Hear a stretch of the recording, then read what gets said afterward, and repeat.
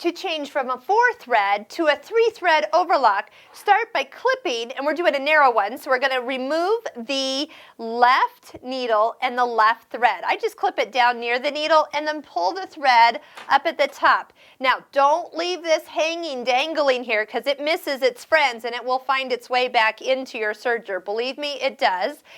So go ahead and take this comb completely off your serger. Don't let anything not in use be up here hanging out. To remove the needle, take the brush that came with your serger. It has a hole at the end. Come straight up, hold it, and then your small screwdriver, we're going to loosen the left needle screw. It's the one on the top, right next to the L for left. Now, once you loosen this, just give it a little wiggle. It's going to drop right out. You know where I store this? I love to store it in the foam pad up below the spool holders. Now, before you stop, don't let go of your screwdriver until you have tightened that all the way back in. If you don't, by the way, these are really short, so don't go loosening them too much. You will lose them.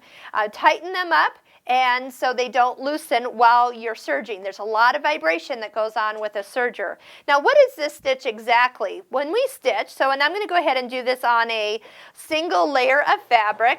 Tensions are all the same.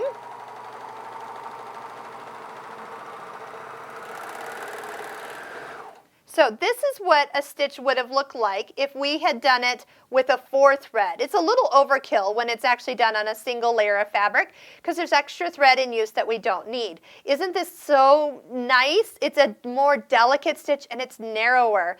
And then what we can do is just this is great when you need to go around all your edges, but then still come back and sew it so you know if you are getting the right fit for a very fitted item.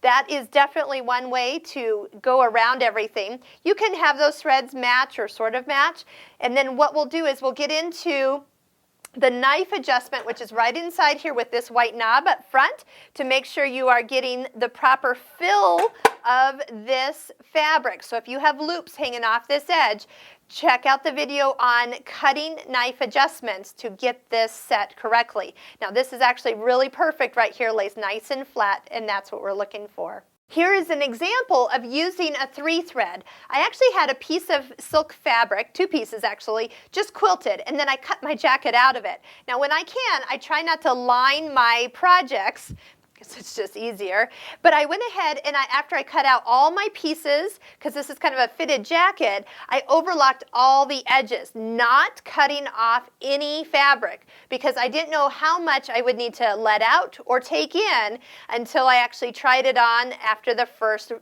stitching of it. And with the sewing machine stitch, that lets me come in and out really easy for alterations. So, and then I just kind of matched my threads. There's actually 3 different colors of green in here, but it's a nice delicate, narrow 3-thread overlock that goes around, and it's not so big and bulky that a 4-thread would do. So narrow things down, you're using one less thread, and it really looks sharp on the inside of garment sewing. Also, 3-thread edge is often used on knit fabric, so it has a little bit more stretch to it.